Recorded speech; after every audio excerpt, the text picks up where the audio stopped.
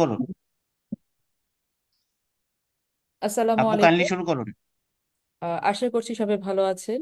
BNP media সেলের focal পয়েন্টের বিশেষ পর্ব 101তম পর্বে আপনাদের সকলকে স্বাগত জানাচ্ছি। আমি ফারজানা শারমিন পুতুল।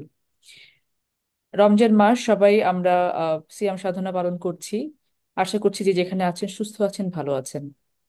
আমরা আজকে একটি বিশেষ দিনের প্রেক্ষাপট নিয়ে আলোচনা করতে এসেছি এবং এই আলোচনার জন্য আমাদের সাথে যুক্ত আছেন অত্যন্ত বিজ্ঞ, অত্যন্ত ডেকোরেটেড এবং অত্যন্ত কি বলবো খ্যাতিমান তিনজন আলোচক। আমি তাদেরকে পরিচয় করে দিচ্ছি আপনাদের সাথে।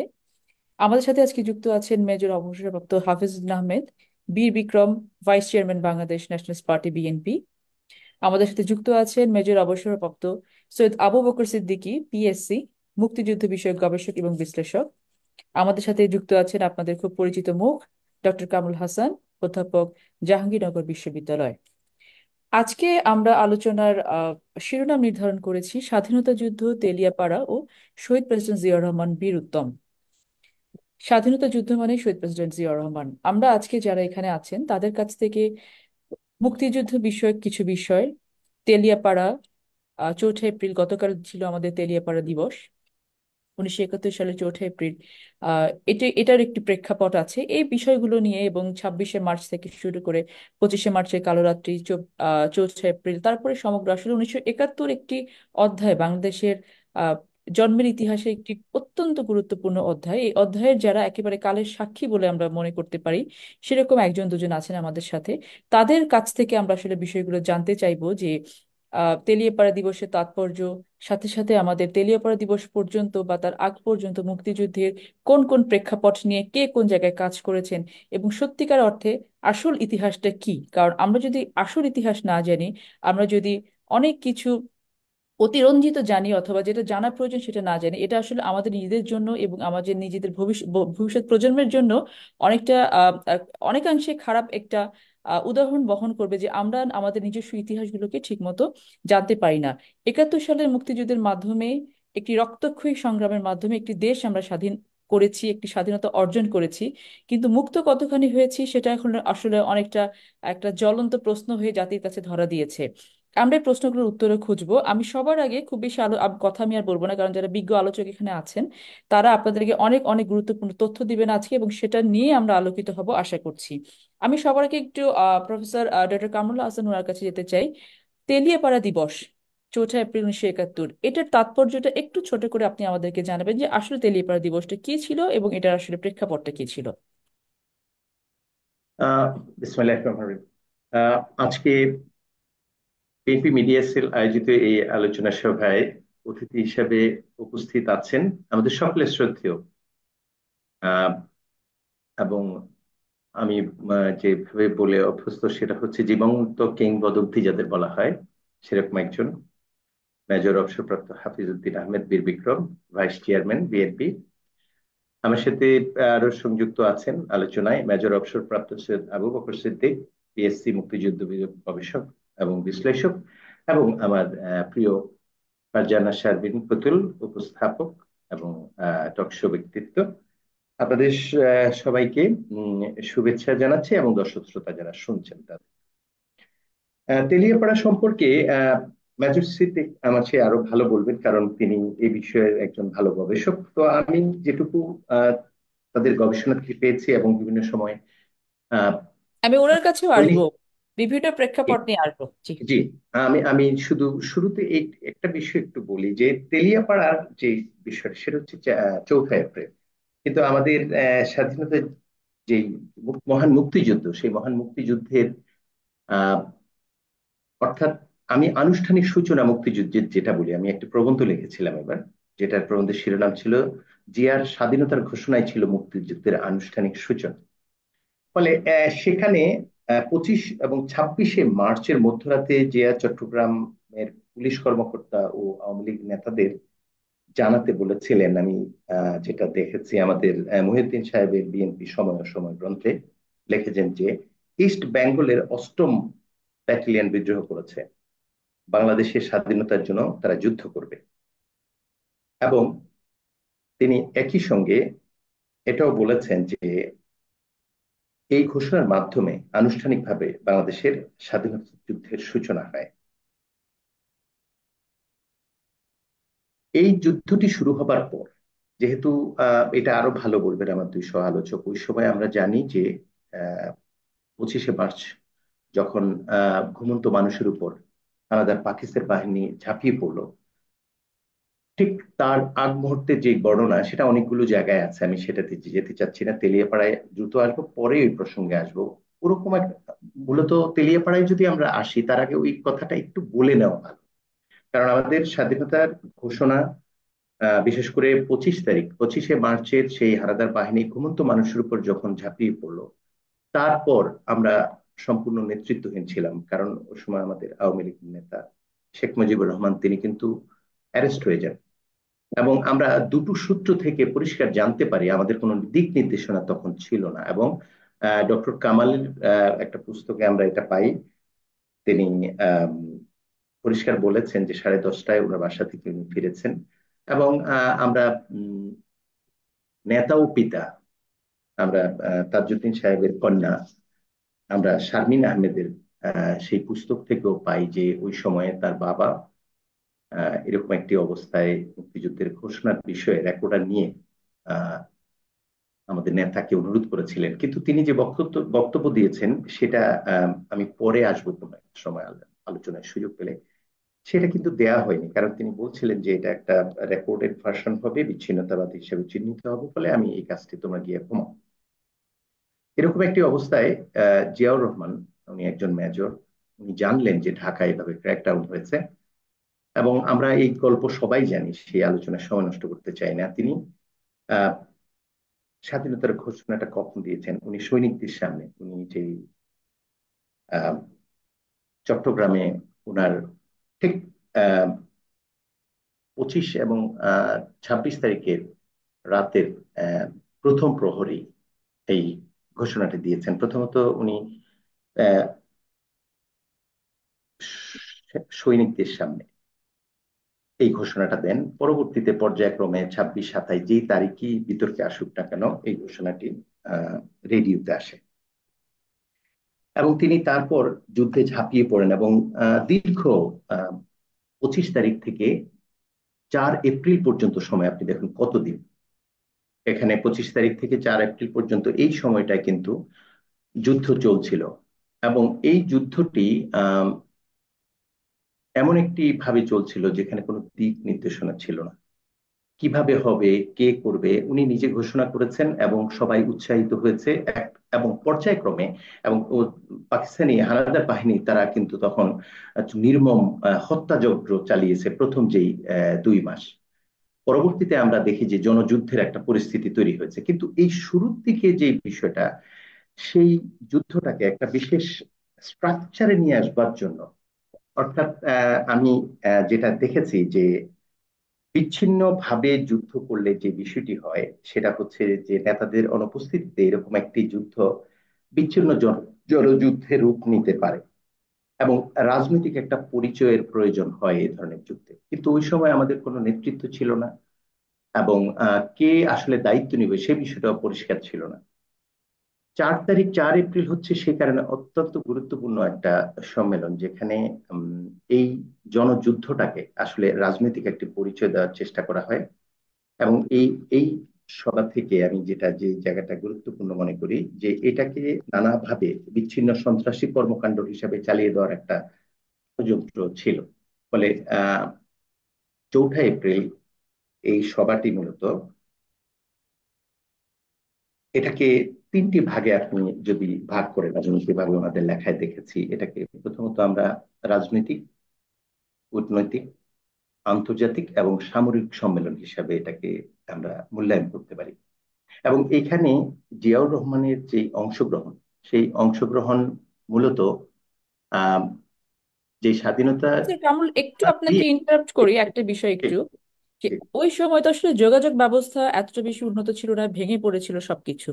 এই যে একটি সম্মেলন, এত বড় একটি সম্মেলন, এই সময়টা এটা অ্যারেঞ্জ করা, এটা এটা কিভাবে সম্ভব হলো যে এতগুলো সেনা অফিসার ওখানে গেলেন, বসলেন, একটা সম্মেলন অ্যারেঞ্জ করলেন, বিভিন্ন ধরনের সিদ্ধান্ত গ্রহণ হলো, তো এই যে কমিউনিকেশন গুলো, এইটা ওই সময় কিভাবে সম্ভব হয়েছিল? এই এই কমিউনিকেশন গুলোতে আসলে দুভাবে আপনি ইয়ে করতে পারেন যে জিয়াউর রহমান স্বাধীনতার ঘোষণা দিয়ে তিনি যে যুদ্ধটি চালিয়ে গিয়েছেন, এটা আমার সহ আলোচক শ্রদ্ধেয় হাফিজউদ্দিন আহমেদ উনি আরো ভালো জানবেন, কারণ ওনারা রণাঙ্গনে যোদ্ধা ছিলেন। আমার যেটা মনে হচ্ছে যে যখন আহ 26 তারিখ থেকে এই যুদ্ধটা আহ, চট্টগ্রাম এরিয়াতে, বিশেষ করে চট্টগ্রাম, ফেনী, নোয়াখালী এলাকায়, সেখানে উনি যে যুদ্ধটি করেছেন, এই যুদ্ধটি কিন্তু একদম প্রথম দিকের, এবং তিনি শুরুর দিকে যে খুব সুবিধা করতে পেরেছেন তা আমাদের লেখা বলে না, তাকে পিছু হতে হয়েছে। এবং পরবর্তীতে এই এই এই মানে ফাইট ব্যাক করার যে যুদ্ধটা, সেই যুদ্ধটা উনি সফলভাবে করতে পেরেছেন, এবং রামগড়ে তিনি অবস্থান নেন একটা পর্যায়ে। এবং রামগড় ছিল তেলিয়াপাড়া থেকে খুব বেশি দূর নয় এবং ভারতের সীমান্তবর্তী এলাকা। ফলে স্বাধীনতার ঘোষণা যেহেতু আম, জিয়াউর রহমান রেডিওতে এসছে, দেশে বিদেশে সবাই শুনেছে, সে কারণে জিয়াউর রহমানের সঙ্গে যোগাযোগ করবার একটা আঞ্চলিক তাগিদ ছিল, এটা আমি অনুমান করি। এবং এই তাগিদ থেকে যেই বিষয়টি হয়েছে যে জিয়াউর রহমান যেহেতু উনি অভিজ্ঞ একজন সৈনিক, আপনি জানেন 1965 সনে ক্যাম্প যুদ্ধে উনি যেই ইয়েতে ছিলেন, সেটা রীতিমতো পদকপ্রাপ্ত এবং বীরত্বের জন্য পুরস্কারে ভূষিত একটা ইউনিট ছিল।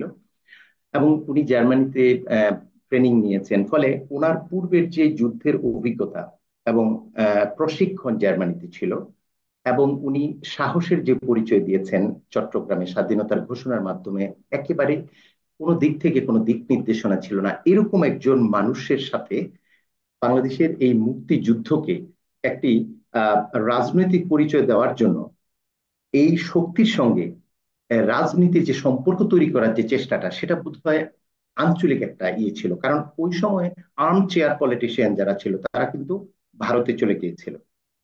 এবং এই ঘোষণার পর আমি যেটা অনুমান করি, বিশেষ করে ওই সময়ে আহ, দুজন যারা যারা ওই মিটিং এ যুক্ত হয়েছিলেন, তার একজন হচ্ছে আহ, পান্ডে, উনি বিএসএফ এর আঞ্চলিক ব্রিগেডিয়ার ছিলেন, প্রধান ছিলেন ব্রিগেডিয়ার পান্ডে। আর তার সঙ্গে আরো দুইজন যুক্ত ছিলেন, একজন হচ্ছে ত্রিপুরার তিনি ম্যাজিস্ট্রেট ছিলেন, ওনার নাম ডিএম জি, সাইগল। জি প্রফেসর কামরুল, আমি তো আপনার, আমি জি এই জায়গাটাই কথাটা শেষ করে দিই। জি আমার যেটা মনে হয়েছে, ওনার যে স্বাধীনতার ঘোষণা, এটা আমি অনুমান করে বলছি, ওনার স্বাধীনতার ঘোষণা যেহেতু সকলে জেনেছে, উনি যে প্রতিরোধ যুদ্ধ তৈরি করেছেন এবং উনি যতগুলো স্থানে পরিকল্পনা এবং নেতৃত্ব দিয়েছেন অল্প কয়েকদিনই, তাতে করে আমাদের যারা আর্মচেয়ার পলিটিশিয়ান, তারা, আমি যেটা বলছিলাম, তারা অনেকেই তো দেশ থেকে চলে গেছেন, আমাদের নেতা উনি তো অ্যারেস্ট হয়ে গেছেন। ফলে ভারতের সাথে বিশেষ করে আহ আহ পান্ডেস এবং সাইগল, তারা যেভাবে ওসমানী, খালেদ মোশাররফ, শফিউল্লাহ সাহেব, যারা বিভিন্ন পয়েন্টে ছিলেন, প্রস্তুত ছিলেন, কিন্তু কতটা সফল হয়েছে আমার সহ আলোচক এটা বলবেন। আমার ধারণা জিয়াউর রহমানকে কানেক্ট করে তার এই বীরত্বপূর্ণ স্বাধীনতার ঘোষণা এবং প্রায় 8-10 দিনের এই চেষ্টায় পাকিস্তান বাহিনীর বিরুদ্ধে যে তিনি প্রতিরোধ যুদ্ধ শুরু করেছেন, সেটাকে জনযুদ্ধ রূপ নিচ্ছিল, এবং জনযুদ্ধটাকে রাজনৈতিক একটা পরিচয় দেওয়ার জন্য, অর্থাৎ এটা যেন বিচ্ছিন্নতাবাদী বিশৃঙ্খল একটা আন্দোলন বা বিচ্ছিন্নতাবাদীদের একটা বিশৃঙ্খল আন্দোলন হিসাবে চিহ্নিত না হয়, সেই জন্য আহ, আমাদের ভারতের সাথে, এটা এই জন্যই আমি বলছি যে এই সামরিক সম্মেলনটা প্রথমত হচ্ছে আহ, জিয়াউর রহমানের পাশাপাশি অন্যান্য যে সেক্টরগুলো ছিল, এখানে 4টি প্রথম করা হয়েছে, পরে 11টি করা হয়েছে, তাদের সবাইকে সমানভাবে কন্ট্রিবিউশন রাখার জন্য একটা পরামর্শ দেওয়া, জি সামরিক পরামর্শ। দ্বিতীয়ত, জি ধন্যবাদ। রাজনৈতিক ভাবে একটা একটা একটা পরিচয় দিয়ে এটা যেন বিচ্ছিন্নতাবাদী আন্দোলন না হয়, সেই জিনিসটি করবার জন্য 4 তারিখের যে সভাটি হয়েছে, এই সভাটা সেই জন্য একটা বিশেষ গুরুত্ব বহন করে আমি বিশ্বাস ওকে, করি। তবে এটা ধন্যবাদ আমাদের মোহাম্মদ। মুক্তিযুদ্ধের ঘোষণা নয়, আনুষ্ঠানিক সূচনা ঘোষণার মাধ্যমেই হয়েছে, কিন্তু ওই ঘোষণার পর যে একটি যুদ্ধটি সমন্বয় চলছে, সাধন করা হয়েছিল হয়তো, এটাকে একটা সমন্বয় সাধন পলিটিক্যাল করা হয়েছিল। পলিটিক্যাল ফ্লেভার দিয়ে এটাকে একটা আহ, পদ্ধতিগত যুদ্ধের পর্যায়ে, মুক্তিযুদ্ধের অনেক পর্যায়ে। অনেক ধন্যবাদ প্রফেসর কামরু, আপনার কাছে আমি আবার আসবো। আমি এই পর্যায়ে একটু সৈয়দ আবু বকর সিদ্দিক আপনার কাছে আসতে চাই। আমরা স্ক্রিনে আপনাকে দেখছি না, আপনার একটু ক্যামেরাটা অন করতে হবে। সৈয়দ সিদ্দিক, আপনি আছেন স্ক্রিনে? ছিলাম তো। এখন আমাকে কি শোনা যায়? জি, শোনা যাচ্ছে। আমরা ক্যামেরায় আপনাকে পাচ্ছি না, আপনার ক্যামেরাটা অন করতে হবে। আমার এই এই আমি কিন্তু এখন ল্যাপটপে চলে গেছি। সো অ্যাকচুয়ালি আমি বুঝতেছি না এখন আমি কিভাবে আপনার সাথে কানেক্ট করব আচ্ছা, আমরা আমার। কথা শুনতে পাচ্ছি, আপনি কথা বলতে বলতে পারেন, আমরা শুনতে পাচ্ছি, আপনার ছবি আমরা একটা দেখতে পাচ্ছি এখানে। অসুবিধা নেই। হুম, আমি আপনাকে একটা প্রশ্ন রাখতে চাই এখানে। জি জি। এই যে প্রফেসর কামরুল যেটা বলছিলেন যে আসলে একটি বিচ্ছিন্ন একটি কয়েকটি ঘটনা, বিচ্ছিন্ন বিচ্ছিন্ন যে বিভিন্ন জায়গায় যে আক্রমণগুলো এবং প্রতি আক্রমণগুলো ঘটছিল, এই বিষয়টাকে একটি রাজনৈতিক এবং একটি সমন্বয় সাধন করার জন্য, যেমন একটি গেরিলা যুদ্ধ চলছিল, আরেকটা ছিল হচ্ছে সমর যুদ্ধ। যেটা এই গেরিলা যুদ্ধ এবং সমর যুদ্ধ, এই দুটোর যে সমন্বয়টা, এটা আসলে কিভাবে, কোন প্রেক্ষিতে এবং কার মাধ্যমে ঘটনাটা ঘটলো, এই বিষয়ে আপনি যদি একটু কিছু আমাদেরকে বলতেন। জি, ধন্যবাদ আমাকে সংযুক্ত করার জন্য। আমি দুঃখিত যে টেকনিক্যাল ডিফিকাল্টিজ এর জন্য আমি জানি না আপনারা আমাকে দেখতে পাচ্ছেন কিনা। সো এই মুহূর্তে আমাকে আহ, আপনারা কি দেখতে পাচ্ছেন? আমি দেখতে পাচ্ছি, আপনার ছবি দেখতে পাচ্ছি আপনাকে, আমরা আপনার লাইভটা আপনাকে দেখতে পাচ্ছি না, বাট আপনার ফটো আমরা দেখতে পাচ্ছি। আপনার ক্যামেরাটা ধন্যবাদ। হয়তো আচ্ছা, অন করা। ধন্যবাদ। আমি আহ, পুরো টেকনিক্যাল বিষয়টাতে আর না যেয়ে আমি সরাসরি আম, আমি এখন কি দেখা যায় আমাকে? দেখতে পাচ্ছেন? সো আহ, না, আমরা আনফরচুনেটলি আপনাকে দেখতে পাচ্ছি না এখনো। সো আমরা আপনাকে, জি, এখন দেখতে এখন পাচ্ছেন? দেখতে পাচ্ছি। জি জি, এখন দেখতে জি, পাচ্ছি। Right. Thank you so much, thank you so much. জি, আমি কি প্রশ্নটা আমি আবার করব আপনাকে, না আপনি আহ, না আর আমি ঠিক আছে। প্রশ্ন আমি প্রশ্ন বুঝেছি এবং আমি এই মুহূর্তে I am sorry for the total disruption. আমি এখন আপনাদের সাথে connected. Thank you so much. আমি ল্যাপটপও কানেক্ট করেছি, সবকিছুই কানেক্ট করেছি, আমি ল্যাপটপ থেকে আউট হয়ে যাচ্ছি। সো এখন আমি কমফোর্ট ফিল করছি। Thank you very much. শুভেচ্ছা জানাচ্ছি, অভিনন্দন জানাচ্ছি ইনফ্যাক্ট বিএনপি মিডিয়া সেলকে এমন একটি আয়োজনের জন্য। স্বাধীনতা যুদ্ধ, তেলিয়াপাড়া সম্মেলন এবং শহীদ জিয়াউর রহমান বীরুত্তম নিয়ে যে আলোচনাটি আপনারা আহ, এই প্রতিপাদ্য বিষয়টি রেখেছেন স্বাধীনতার 53 বছর পর, এর জন্য আমি মিডিয়া সেলকে, বিএনপি মিডিয়া সেলকে অভিনন্দন জানাই। শুভেচ্ছা জানাচ্ছি ডক্টর কামরুল আহসান এবং বিশেষ করে যিনি এই স্বাধীনতা যুদ্ধে নবীন ক্যাপ্টেন হিসেবে যিনি সিদ্ধান্ত নিতে হয়েছিল ফার্স্ট ইস্ট বেঙ্গলে বিদ্রোহ ঘোষণা করে, তার পাশেই সেকেন্ড ইন কমান্ড এবং কমান্ডিং অফিসার নিষ্ক্রিয়ভাবে দাঁড়িয়েছিল একজন লেফটেন্যান্ট, তরুণ লেফটেন্যান্ট। তারপর রণাঙ্গনেই তিনি ক্যাপ্টেন হয়ে জেড ফোর্সের একজন ফাইটার হিসেবে যিনি এদেশকে মুক্ত করেছিলেন, স্বাধীনতা এনেছিলেন, তিনি মেজর হাফিজউদ্দিন আহমেদ বীর বিক্রম। আমি আজকে স্যারকে অভিনন্দন জানাচ্ছি যে তিনি স্বাধীনতার 54তম দিনে আজকে স্বাধীনতা যুদ্ধ, তেলিয়াপাড়া সম্মেলন এবং বিশেষ করে শহীদ রাষ্ট্রপতি জিয়াউর রহমান বীরুত্তম সম্বন্ধে তিনি কথা বলবেন, যিনি জেড ফোর্সে কাঁধে কাঁধ মিলিয়ে পাশাপাশি একই ট্রেঞ্চে দাঁড়িয়ে যুদ্ধ করেছেন, মৃত্যুর সাথে পাঞ্জা লড়েছেন। স্যার, আপনাকে অভিনন্দন, বিশেষ করে আপনাকে ধন্যবাদ যে আজকে আপনি এখানে জাতির সামনে কথা বলছেন। আমি সৌভাগ্যবান যে আপনার সাথে আমার আহ, অত্যন্ত মাইলস্টোন হিসেবে এই জেড ফোর্সকে নিয়ে যখন আপনি 2003-এ ট্রেনিং ভিডিও করছিলেন ময়মনসিংহের চাষী নজরুলের পরিচালনায়, তখন আমি সেই ব্যাটালিয়নের সেকেন্ড ইন কমান্ড হিসেবে আপনার সামনে হাজির হয়েছিলাম।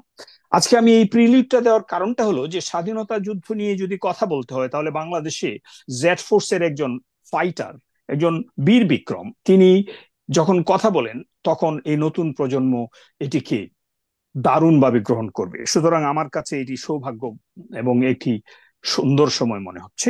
তা আমি আহ, স্যার আপনাকে আর আপনার সম্বন্ধে না বলে আপনাকে অভিনন্দন জানিয়ে, ফারজানা, আপনাকে ধন্যবাদ জানিয়ে এবং বিশেষ করে আপনার দর্শক শ্রোতা সবাইকে এই স্বাধীনতার অভিনন্দন জানিয়ে, স্বাধীনতা যুদ্ধের যে সবচেয়ে বড় তুর্যধ্বনি ছিল, যে স্বাধীনতা প্রক্লেমেশন বা ইন্ডিপেন্ডেন্স প্রক্লেমেশনটা যখন হয়েছিল, সেই ঘটনার মুহূর্তটি আমি বর্ণনা করার আগে, অর্থাৎ জিয়াউর রহমানের ডিক্লারেশন অফ ওয়ার বা ডিক্লারেশন অফ ইন্ডিপেন্ডেন্স, এটি বলার আগে আমি একটু প্রেক্ষাপটে যেতে চাই। আমি শুনছিলাম মেজর ডক্টর কামরুল হাসানের বক্তব্য, তিনি ঠিকই বলেছেন, তবে এইখানে কিছু বিষয় প্রেক্ষাপট আছে। প্রেক্ষাপটটি খুবই স্পষ্ট। যখন 25শে মার্চ রাতে অপারেশন সার্চ লাইটের নামে হত্যাযজ্ঞ হয় ঢাকায়, এবং সেই হত্যাযজ্ঞ ছিল পাকিস্তান বাহিনী হত্যাযজ্ঞ চালায়, এবং সেই হত্যাযজ্ঞের মাধ্যমে প্রায় 10,000, মতান্তরে 15,000 বা 20,000 লোক সারা বাংলাদেশে হত্যা করা হয়।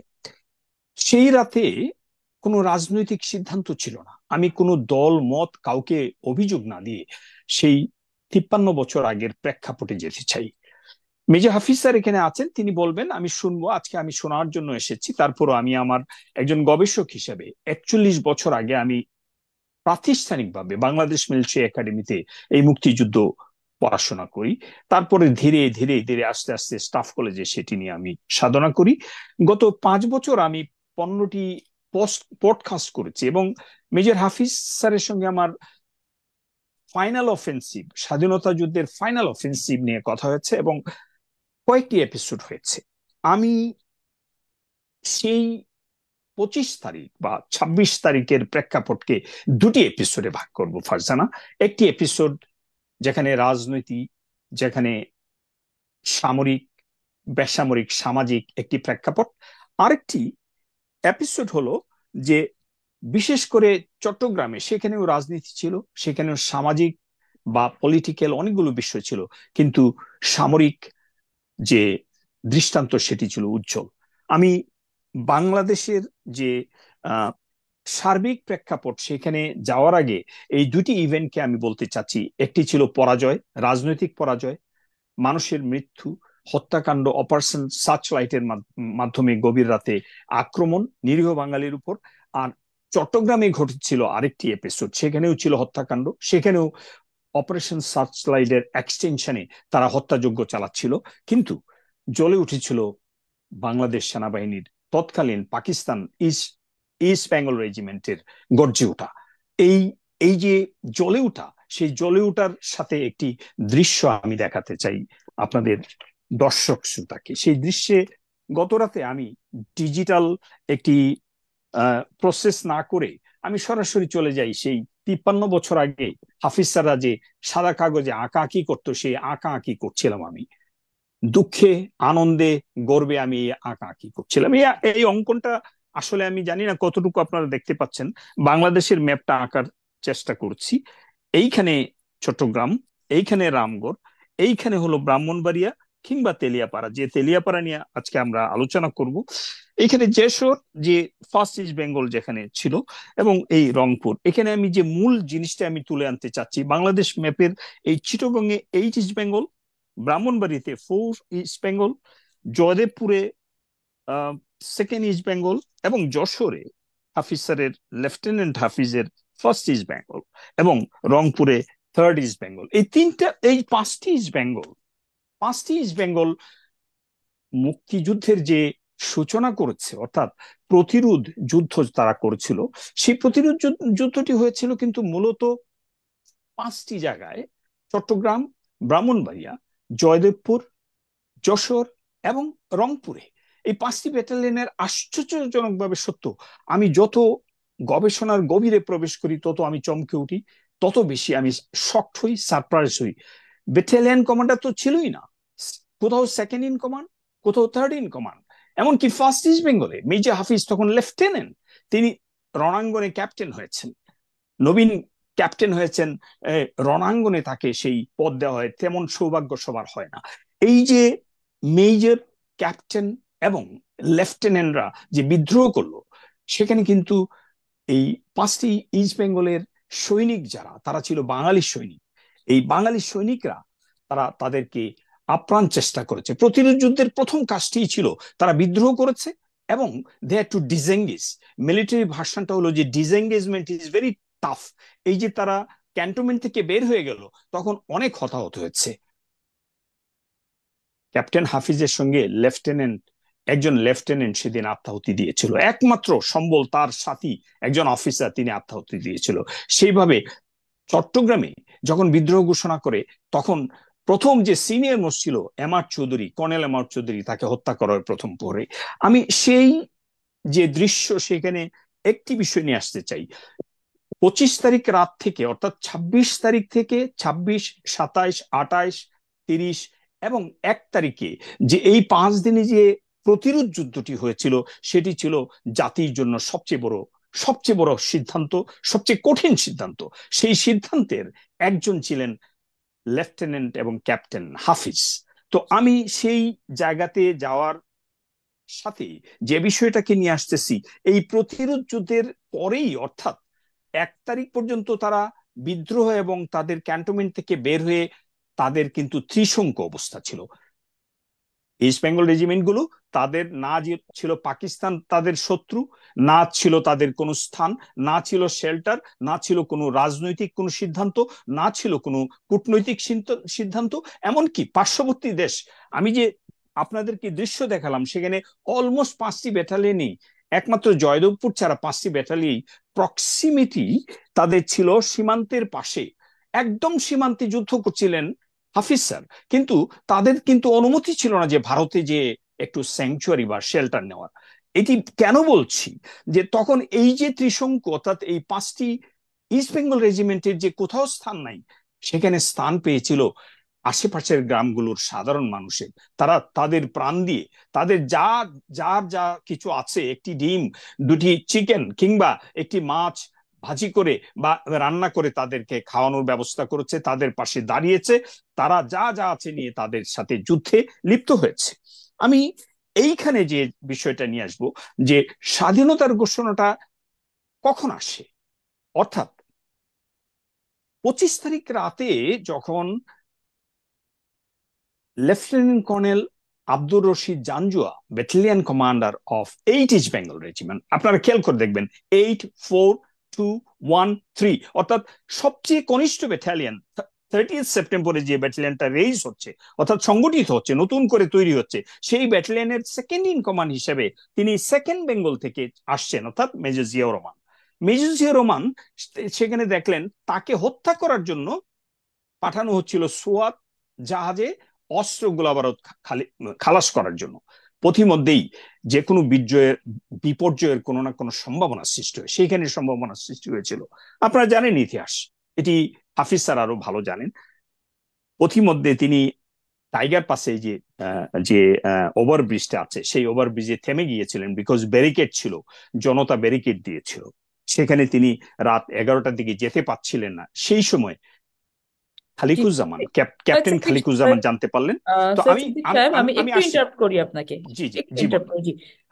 আমরা ইতিহাসগুলো জেনেছি এবং আরো জানবো। আমার স্পেসিফিক ছোট কোয়েশ্চেন যেটা ছিল, যে আমরা জানতে চাই আপনাদের মাধ্যমে, যে এই যে গেরিলা যুদ্ধ যেটা চলছিল, এবং বলছেন যে প্রফেসর কামরুল যেটা বলছিলেন, যে আমাদের আসলে কোনো প্ল্যানিং ছিল না, আমাদের কোনো গাইডলাইন ছিল না।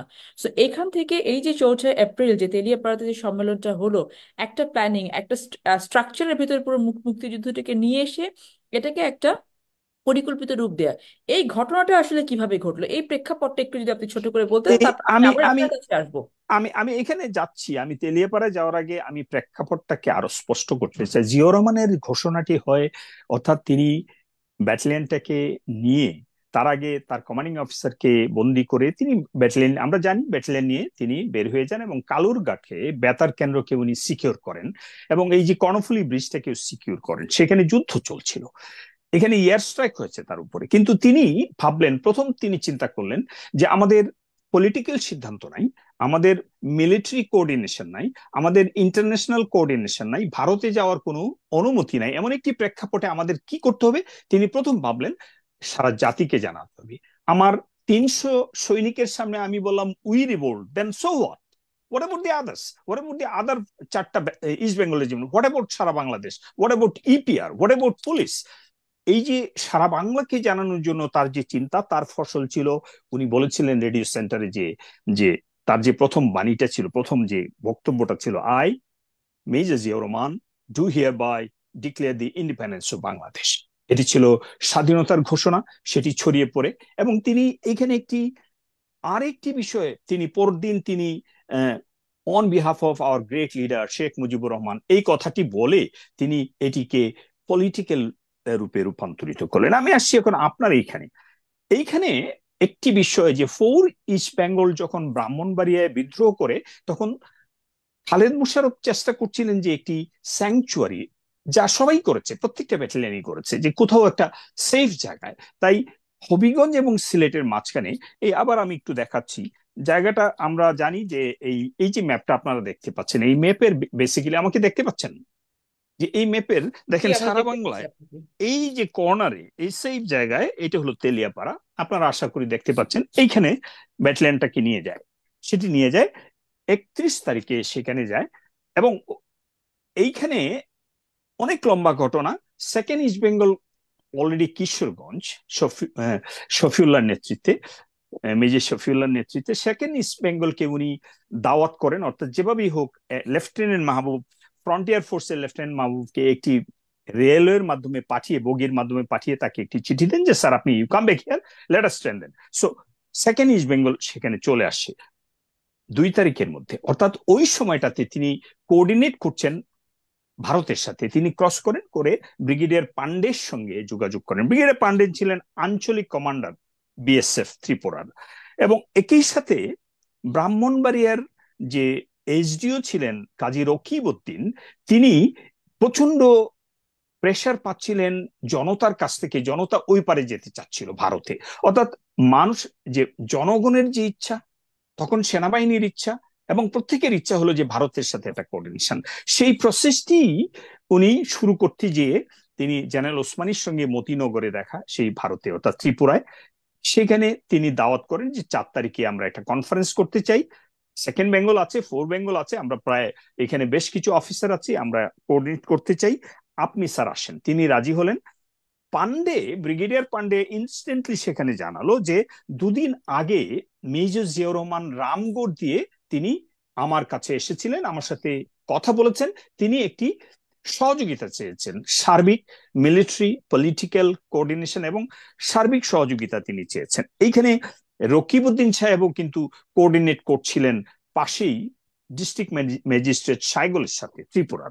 তো আমি আসছি এখন এই মিটিংটা শুরু হয় 4 তারিখে, কিন্তু 3 তারিখে বিকালে জি, মেজর জনাব জিয়াউর রহমান সিদ্দিক, চলে জনাব আসেন। সিদ্দিক, জি আমি এই পয়েন্টে আপনার কাছে আবার আসবো। আমরা একটু মেজর হাফিজের কাছ থেকে ওনার কয়েকটা কথা শুনে আমি এখান থেকে আপনার সাথে আবার কথা বলা শুরু করব।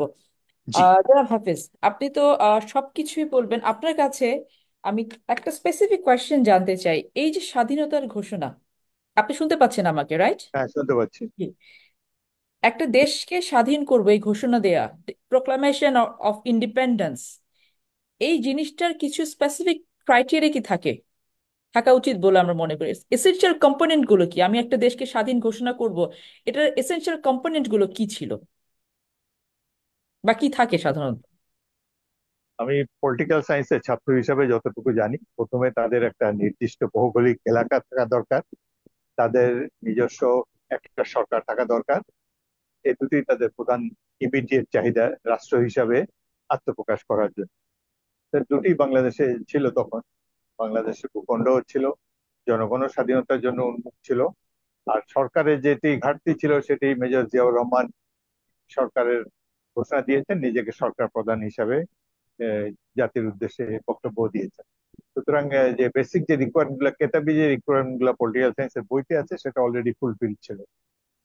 জি, জি, অনেক ধন্যবাদ। আপনি আমাদেরকে একটু, যেগুলো আমরা শুনছিলাম এতক্ষণ ধরে প্রফেসর কামরুলের কাছ থেকে এবং স্যার সিদ্দিক সাহেবের কাছ থেকে, যে আসলে আমাদের কোনো রোড ম্যাপ ছিল না বাংলাদেশের জনগণের উপরে। 25শে মার্চের কালরাত্রির পর থেকে যে একটা অন্ধকার নেমে আসলো, এরপরে 26শে মার্চের আমাদের শহীদ প্রেসিডেন্ট জিয়াউর রহমানের ঘোষণার মাধ্যম দিয়ে মানুষজন জানতে পারলেন যে আমরা রিভোল্ট করেছি। এখন এই যে জনগণকে একাত্ম করে সামরিক বাহিনীর সাথে একাত্ম করে যে এই যুদ্ধে ঝাঁপিয়ে পড়লাম আমরা, এই সব কিছু মিলিয়ে নিয়ে আসলে ওই সময়কার প্রেক্ষাপটটা কি ছিল, এবং আপনি তো একেবারে সামনে থেকে এই যুদ্ধগুলো করেছেন, তো এই বিষয়ে আপনার আপনার মন্তব্যগুলো আমরা একটু জানতে চাচ্ছি। ধন্যবাদ ফারজানা। আমি শুভেচ্ছা জানাচ্ছি সহ আলোচক বৃন্দকে, মেজর সিদ্দিক এবং ডক্টর কামরুল হাসানকে। চমৎকার বক্তব্য তারা রেখেছেন। স্বাধীনতা যুদ্ধের পটভূমি এখন সবাই জানে, যদিও স্বাধীনতা যুদ্ধের ইতিহাসকে বর্তমান ক্ষমতাসীন রাজনৈতিক দল বিকৃত করার চেষ্টা করেছে এবং অনেক কিছু অংশে সফলও হয়েছে।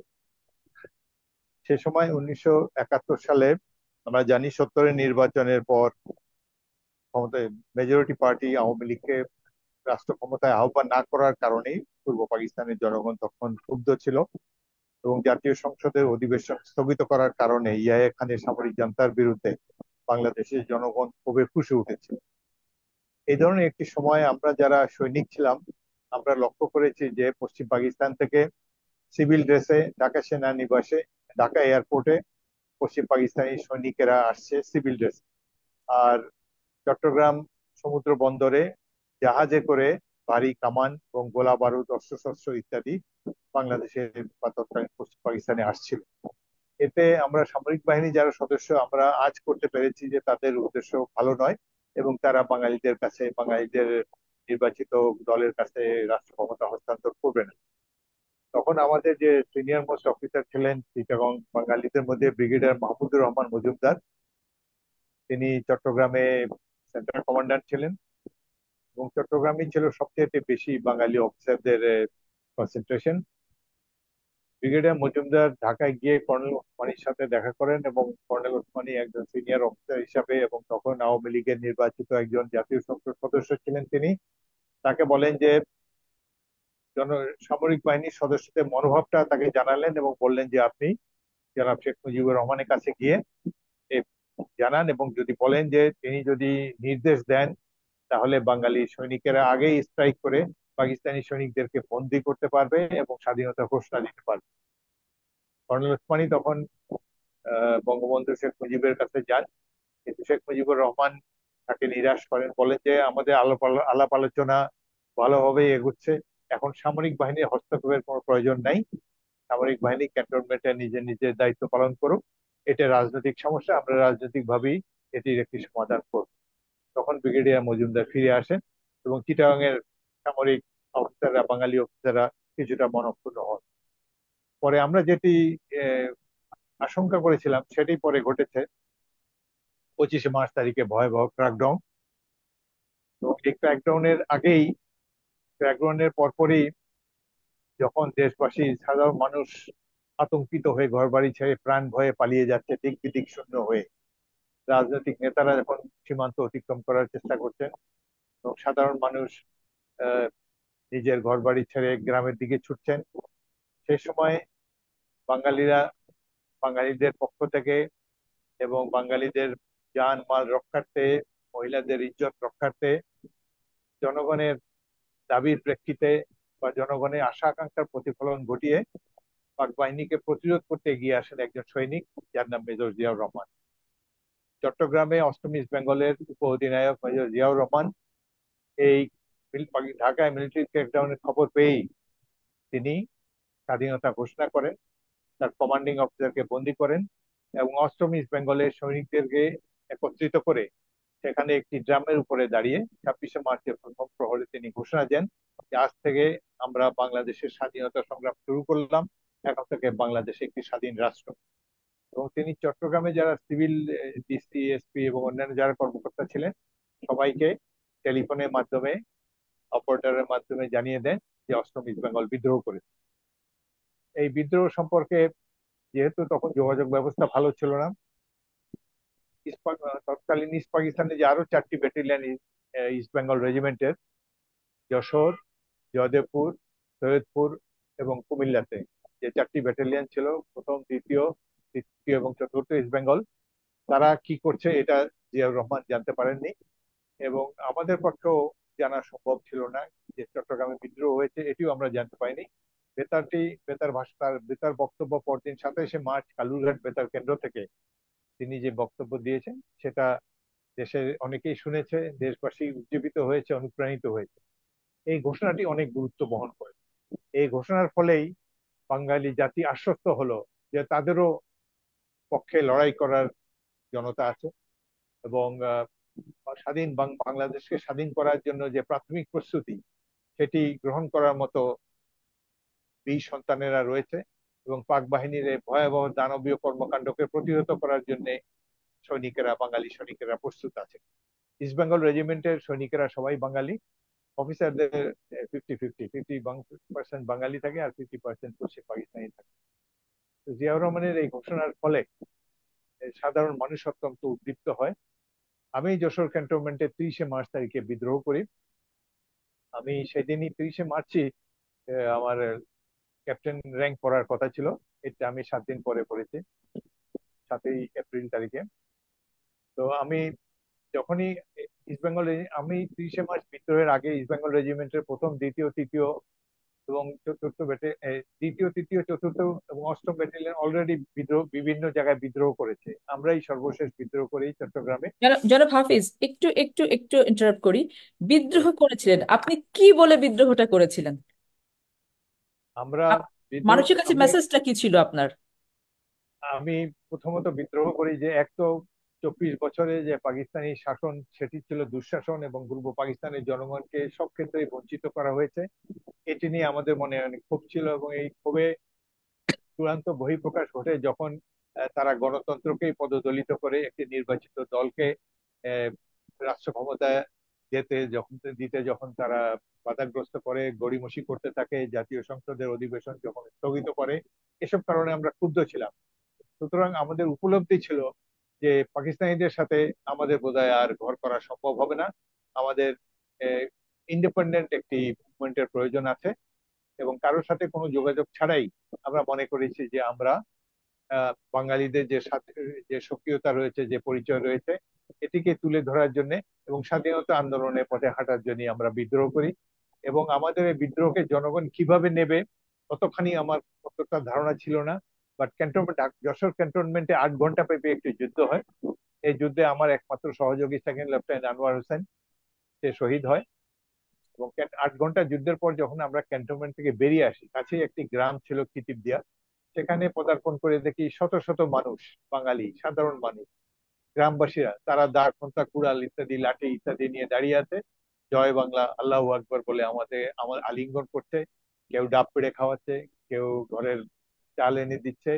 তো দেখলাম যে একটি স্বাধীনতা যুদ্ধের জন্য যে প্রধান প্রয়োজন জনগণের সমর্থন, সেটি অলরেডি আমরা লক্ষ্য করেছি।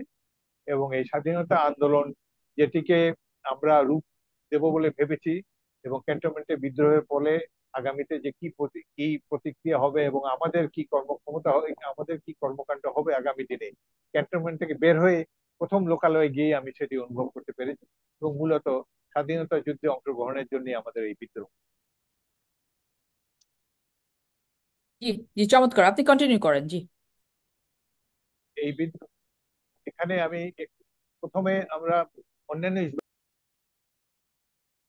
জনাব হাফিজ, আপনার মিউট হয়ে গেছে। মিউট হয়ে গেছে, জি।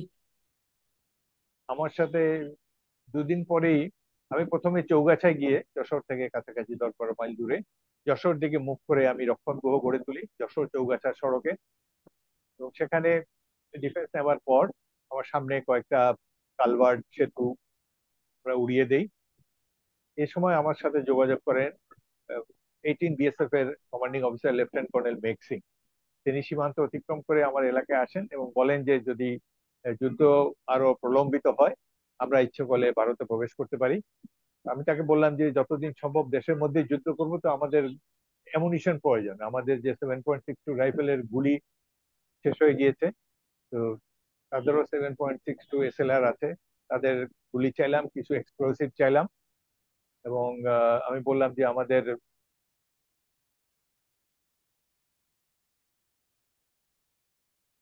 মেজর হাফিজ, আপনার ডিভাইসটা মিউট হয়ে গেছে আবার।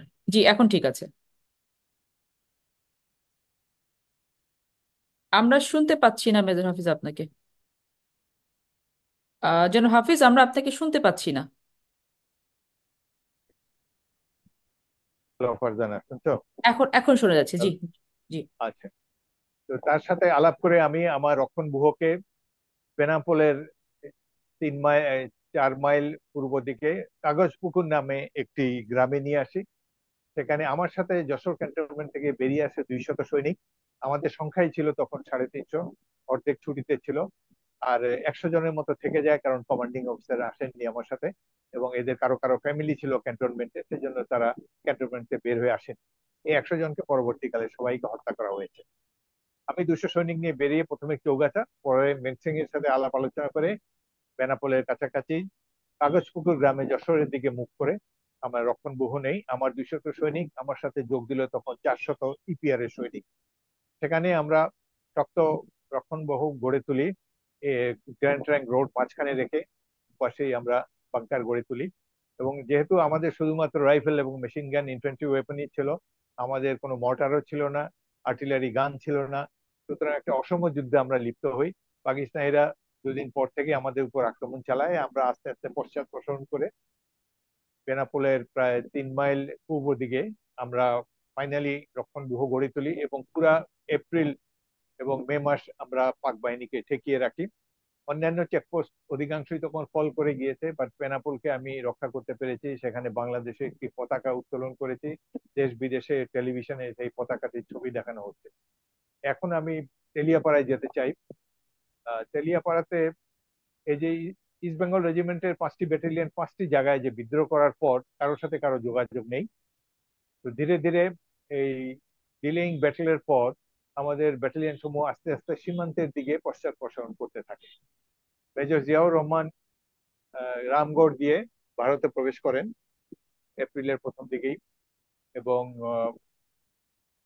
ময়মনসিংহে বিদ্রোহ করেন সেকেন্ড ইস্ট বেঙ্গলের মেজর সফিউল্লাহ। তিনি কিশোরগঞ্জে এসে ব্যাটালিয়নকে ঐক্যবদ্ধ করে অপেক্ষা করেন, এবং তার একটা ইচ্ছা ছিল ঢাকার দিকে অগ্রসর হওয়ার জন্য। এবং মেজর শাফাত জামিল ব্রাহ্মণবাড়িয়ায় বিদ্রোহ করেন 4 ইস্ট বেঙ্গল নিয়ে, এবং তারাও পশ্চাদপসরণ করে তেলিয়াপাড়ায় চলে আসেন। এখানে ব্যাটালিয়নের দায়িত্ব গ্রহণ করেন মেজর খালেদ মোশাররফ। তেলিয়াপাড়ার এই যে 4 তারিখে যে বৈঠকটি সামরিক কর্মকর্তাদের, মিলিটারি ফিল্ড কমান্ডারদের, এটি অত্যন্ত গুরুত্বপূর্ণ একটি পর্যায়। এখানে প্রথমবারের মতো দেখা হয় রণাঙ্গনের বিভিন্ন কমান্ডারদেরকে। আমি তো যশোরে ছিলাম, এত দূর থেকে যাওয়া সম্ভব নয়, কিন্তু 3জন senior officer, major Ziaur Rahman, major Shafiullah, major Khaled Musharraf ছাড়াও সেখানে ছিলেন মেজর শাফাত জামিল, মেজর নুরুল ইসলাম, এবং ঢাকা থেকে একজন লেফটেন্যান্ট কর্নেল সালাউদ্দিন মোহাম্মদ রাজা। তিনি পায়ে হেঁটে ঢাকা থেকে ব্রাহ্মণবাড়িয়া তিনি পায়ে হেঁটেই গিয়েছেন, রেল লাইন ধরে হেঁটে এসেছেন, তার পাটা অত্যন্ত খুলে গিয়েছিল।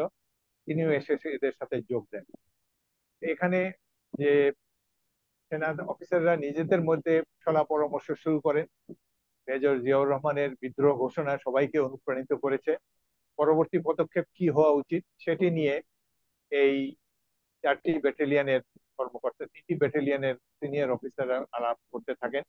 এদের সাথে যোগ দেন ব্রিগেডিয়ার পান্ডে, যেটা মেজর সিদ্দিক বলেছেন। ব্রিগেডিয়ার পান্ডে সেখানকার সিভিল যে ডেপুটি কমিশনার এবং অন্যান্য অফিসাররাও ছিলেন, এবং ব্রাহ্মণবাড়িয়ার এসডিও আমাদের বন্ধু কাজী রকিবউদ্দিন, তিনিও সেখানে ছিলেন। এখানে মূলত উপস্থিত হয়েছেন ঢাকা থেকে পালিয়ে এসেছেন কর্নেল আতাউল গনি ওসমানী। তিনি তার লোক যাতে, জনগণ তাকে যাতে চিনতে না পারে, সেই তার বিখ্যাত গোফটি তিনি কামিয়ে ফেলেছিলেন। সেখানে কর্নেল ওসমানীর উপস্থিতিতে এই 4জন সিনিয়র মেজর, তারা ভবিষ্যতের যুদ্ধ কিভাবে চলবে সে নিয়ে আলাপ আলোচনা করেন। এবং যেহেতু কর্নেল ওসমানী একজন জনপ্রতিনিধি, এবং ইতিমধ্যে আগরতলাতে আওয়ামী লীগের কয়েকজন এমপি এমএনএ তারা জড়ো হয়েছেন, কর্নেল ওসমানীকে এই সামরিক কমান্ডাররা অনুরোধ করেন তারা যেন এই নির্বাচিত প্রতিনিধিদের সমন্বয়ে স্বাধীন বাংলাদেশে একটি সরকার যেন গড়ে তোলেন। মিলিটারি অফিসাররা উপলব্ধি করেছেন যে এই ধরনের একটি যুদ্ধে, যেখানে সুসজ্জিত পাক বাহিনীর বিরুদ্ধে দীর্ঘস্থায়ী যুদ্ধে আমাদেরকে অংশগ্রহণ করতে হবে, সেখানে আমাদের একটি পলিটিক্যাল আমব্রেলা দরকার। এবং বহির্বিশ্বের রাষ্ট্রসমূহের কাছ থেকে যদি সদ্য স্বাধীন বাংলাদেশের জন্য স্বীকৃতি আদায় করতে হয়, তাহলে গণপ্রতিনিধিদের একটা ভূমিকা সেখানে থাকবে। সেই কারণে কর্নেল ওসমানীকে পাঠানো হয়। কর্নেল ওসমানী যেসব ভারতে আশ্রয় গ্রহণ করেছেন রাজনৈতিক দলের নেতৃবৃন্দ, তাদের সাথে আলাপ আলোচনা করেন এবং মিলিটারি অফিসারদের এই সিদ্ধান্তের কথা জানিয়ে দেন যে আমাদের অতি অল্প সময়ের মধ্যে একটি সরকার গঠন করা প্রয়োজন। এবং 10 এপ্রিল তারিখে বাংলাদেশ সরকার এই কারণেই গঠিত হয়। 17 এপ্রিল তারিখে মেহেরপুরের আম্রকাননে বৈদ্যনাথ তলায় সেখানে বাংলাদেশ সরকারের প্রথম শপথ গ্রহণ অনুষ্ঠান হয়। ভাগ্যক্রমে আমিও সেখানে উপস্থিত ছিলাম। এটি তেলিয়াপাড়ার যে মিলিটারি অফিসারদের ব্রেন চাইল্ড, তাদের যে ভবিষ্যৎ পরিকল্পনারই একটি অংশ হিসাবে এই স্বাধীন বাংলাদেশের সরকার গঠিত হয়েছে। জি। একটি কথা অনেক। এখানে না, আরেকটা লাইন আমি অ্যাড করতে জি চাই। জি। যাদেরকে আমরা এই সরকারে জয়েন করালাম বা সরকার সৃষ্টি করতে সাহায্য করলাম, এরা কিন্তু কেউই স্বাধীনতার কথা আগে চিন্তা করেননি। 25শে মার্চের আগ পর্যন্ত জনাব শেখ মুজিবুর রহমান, যেহেতু তিনি নির্বাচিত নেতা, তিনি পাকিস্তানের প্রধানমন্ত্রী হওয়ার জন্য ইয়াহিয়া খানের সাথে দেন দরবার করছিলেন। এতে দোষের কোনো কিছুই নাই। জনগণ তাকে ভোট দিয়েছে, তার ম্যান্ডেট ছিল পাকিস্তানের প্রধানমন্ত্রী হওয়ার জন্য। কিন্তু ইতিমধ্যে যে জনগণের মনোভাব পরিবর্তিত হয়ে গিয়েছে, তারা যে বাঙালিদের কাছে ক্ষমতা হস্তান্তর করবে না, এটা ছাত্ররা বুঝতে পেরেছে, সাধারণ মানুষও অনেকে বুঝতে পেরেছে, কিন্তু রাজনৈতিক নেতারা সেটি বুঝতে পারেনি। যেই কারণেই তারা জাতিকে প্রস্তুত করতে পারেনি এবং 25শে মার্চ তারিখে একটি ভয়াবহ ক্র্যাকডাউনের ফলে আমরা অনেক ক্ষতিগ্রস্ত হয়েছি। কিন্তু ছাত্র সমাজের একটি অংশ 2রা মার্চ তারিখে 2রা মার্চ তারিখে 71-এ ঢাকা বিশ্ববিদ্যালয়ের বটতলায় বাংলাদেশে পতাকা খচিত একটি নূতন স্বাধীন রাষ্ট্রের মানচিত্র উড্ডয়ন করে। তো 3রা মার্চ তারিখে পল্টন ময়দানে একজন ছাত্র নেতা শাহজাহান সিরাজ, পরবর্তীকালে বিএনপি নেতা, তিনি স্বাধীনতার ইশতেহার পাঠ করেন। জনতার মধ্যে প্রস্তুতি ছিল, ছাত্রদের মধ্যে প্রস্তুতি ছিল, শুধুমাত্র রাজনৈতিক নেতাদের মধ্যে একটি স্বাধীন রাষ্ট্রে গঠন করার জন্য এবং তার জন্য যুদ্ধ করার মধ্যে যে বিপ্লবী চেতনা প্রয়োজন, এটি তাদের মধ্যে অনুপস্থিত ছিল। তবে ইস্ট বেঙ্গল রেজিমেন্টের সৈনিকেরা বিদ্রোহ করে স্বাধীনতার পথ সুগম করেছে। আমাকে বলতেই হচ্ছে, পাক বাহিনী যেভাবে বর্বরতা নৃশংসতার সাথে সাধারণ মানুষের উপরে ঝাঁপিয়ে পড়েছিল, সে সময় যদি ইস্ট বেঙ্গল রেজিমেন্টের 5টি ব্যাটালিয়ন বিদ্রোহ না করতো, তাহলে দেশে মুক্তিযুদ্ধ হতো না, দেশও স্বাধীন হতো না, আজও পাকিস্তান এখানে থাকতো। হয়তো শেখ মুজিবুর রহমান প্রধানমন্ত্রী হতেন, এমপি এমএনএরা জাতীয় সংসদ প্রাদেশিক সংসদ অলংকৃত করতেন। আমরা যারা বিদ্রোহ করেছি, আমাদের ভাগ্যে নেমে আসতো অমানিসার অন্ধকার, আমাদেরকে পালিয়ে বেড়াতে হতো। যাই হোক, জনগণ আমাদের সমর্থন চেয়েছিল এবং 71-এ মুক্তিযুদ্ধ ছিল সাধারণ মানুষের যুদ্ধ। এই যুদ্ধে ছাত্র, যুবক, বিভিন্ন পেশার জনতা যে সাহসের সাথে অংশগ্রহণ করেছে, তারা দৌড়ে এসে আমাদের কাছে বলে, স্যার অস্ত্র দেন, যুদ্ধ করবো। আমরা তাদেরকে ট্রেনিং দিয়েছি, অস্ত্র দিয়েছি। পরবর্তীকালে ভারত আমাদেরকে সাহায্য করেছে। কিন্তু জনতার যে জাগরণ আমরা দেখেছি 75-এর মার্চের শেষ দিকে, সেটি অকল্পনীয়। যারা না দেখেছে, বাংলাদেশের সেই তরুণ ছাত্রদেরকে এবং সৈনিকদেরকে, যারা দেশ মাতৃকার মুক্ত করার জন্য অকাতরে জীবন বিসর্জন দিয়েছে। এই হলো পড়ার কথা, এই হলো তেলিয়াপাড়ার কথা। Yes, চমৎকার ফারজানা। চমৎকার বিশ্লেষণ, এবং আমার মনে হচ্ছিল যে আমি টাইম ট্রাভেল করছি একেবারে কনসিকুয়েন্সিয়ালি, যেভাবে আপনি বললেন বিষয়গুলো অসাধারণভাবে। আমার মনে হয় যারা দর্শক শ্রোতা শুনছেন এবং দেখছেন তারাও বিষয়গুলোকে অনুধাবন করবেন।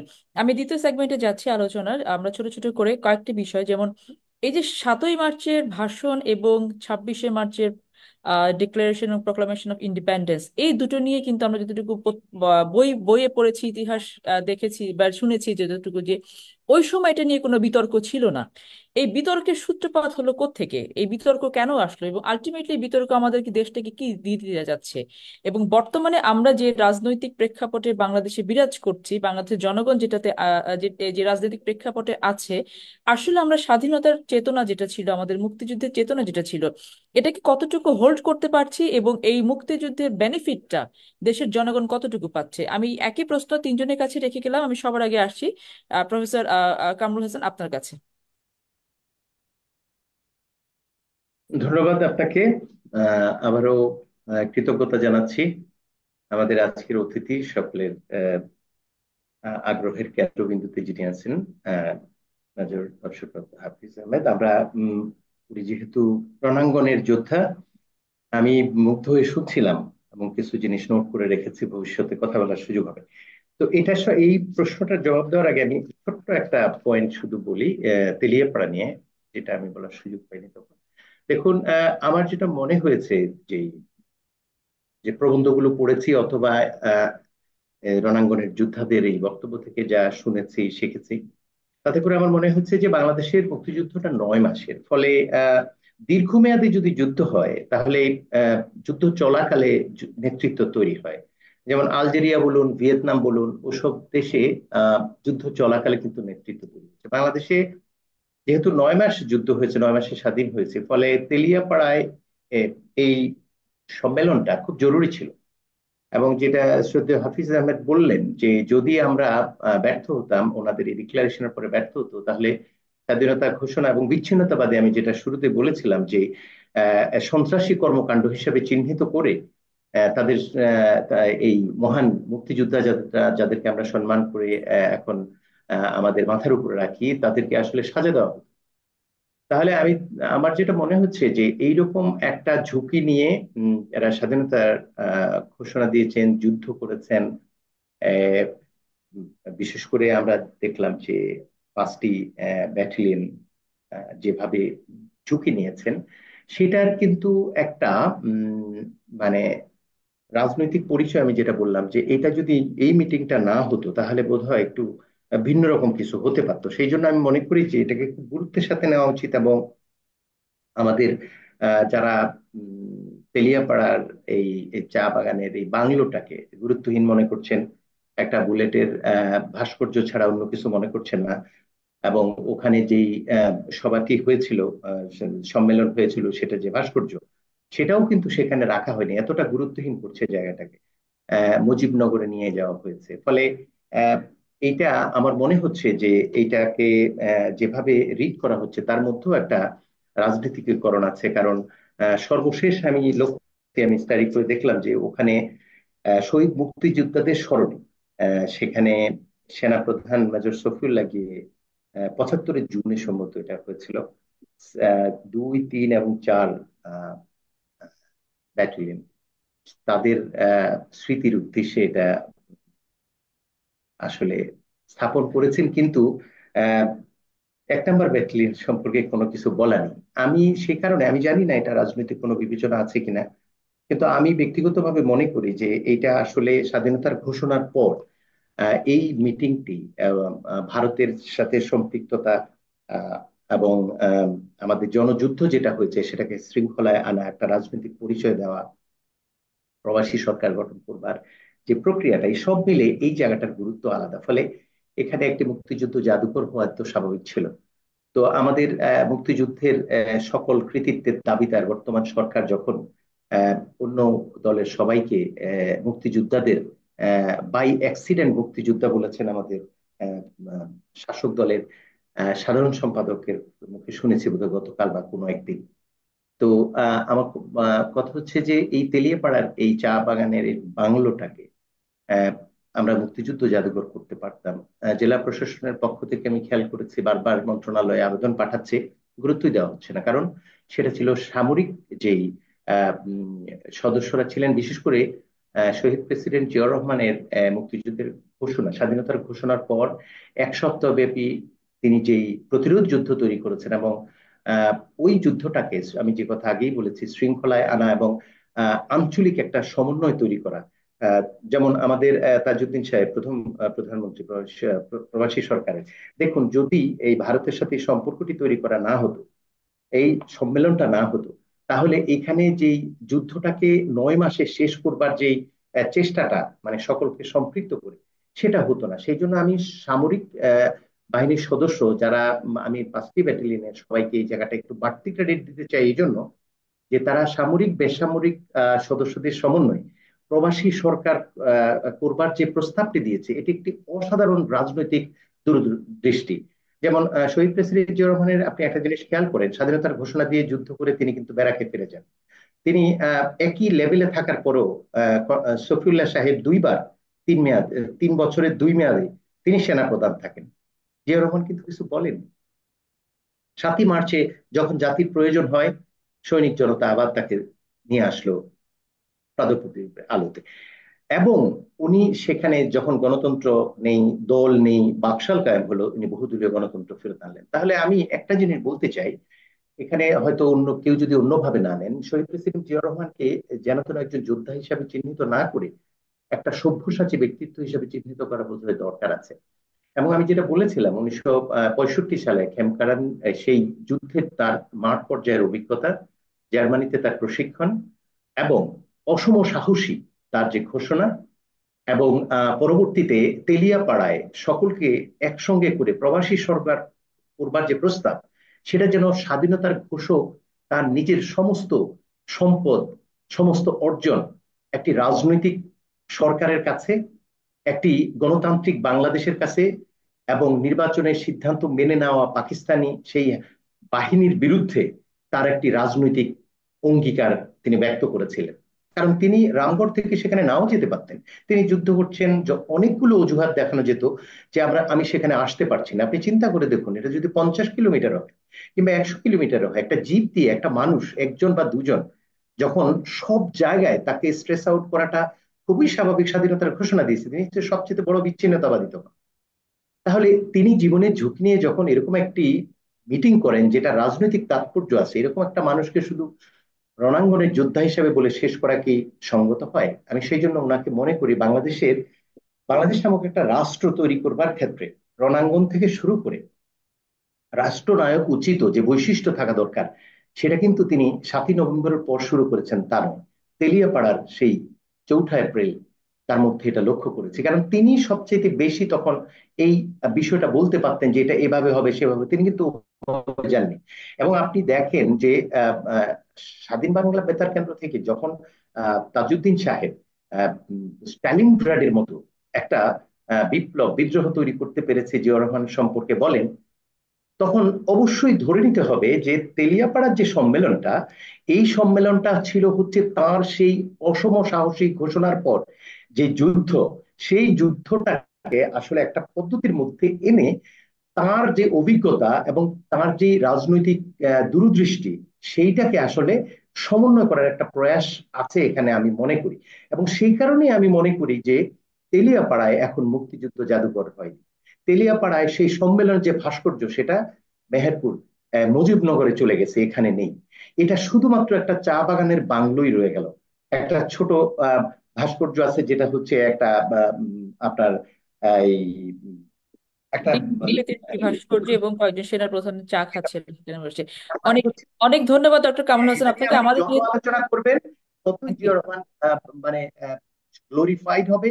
এবং আমাদের কাজ হচ্ছে, যখন আমরা গণতন্ত্র থেকে সরে যাই, আমি শেষ করে দিচ্ছি, যখন আমরা কর্তৃত্ববাদের দিকে যাই, তখন গণতন্ত্রের যারা স্বপ্ন দেখেন, যারা যুদ্ধ করেন, যারা রক্ত দিয়ে, মেধা দিয়ে এবং সমস্ত কমিটমেন্ট দিয়ে যারা একটা রাষ্ট্র তৈরি করবার স্বপ্ন দেখেন, তাদেরকে ভিলেন বানানোর সাথে কর্তৃত্ববাদের এই উত্থানের একটা সম্পর্ক খুঁজে পাই আমি, এবং সেগুলোই চলছে। এবং সম্প্রতি আপনি দেখবেন যে এই ধরনের বক্তব্যই আসছে। ফলে আজকের আয়োজন যে আপনারা করেছেন সেই জন্য আমি কৃতজ্ঞতা জানাই। সুযোগ পেলে পরে আবার বলবো। অনেক অনেক অনেক ধন্যবাদ প্রফেসর কামরুল।